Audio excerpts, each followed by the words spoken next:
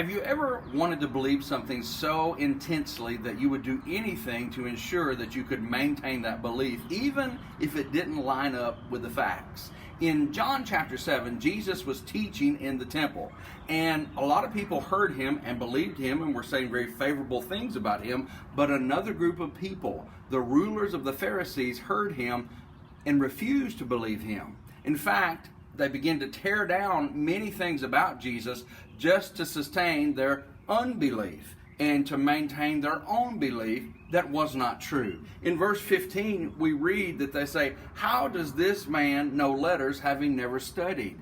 Jesus, of course, had an education, but they were saying he's uneducated. In verse 20, the Bible tells us that they said to Jesus, "You have a demon." Now they're accusing him of being demon-possessed and that his teaching had its basis in everything that was diabolic. Finally, in verse 32, we read that they were so convinced that they needed to make Jesus go away that they charged some officers to go arrest him. You see, they wanted to put him down and shut him up.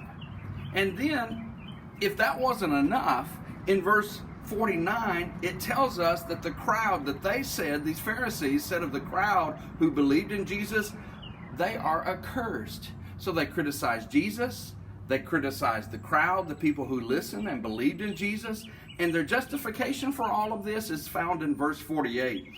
Have any of the rulers of the Pharisees believed in him? That's what they said. You see, the problem was they had set themselves up as the standard. Rather than going to the truth, rather than going to the old law, which was their only law at that time, rather than going to the Word of God, they said, we are the standard. And if we don't believe, then no one else should believe. You know, there is no limit to the extremes we will go to justify ourselves in our own unbelief.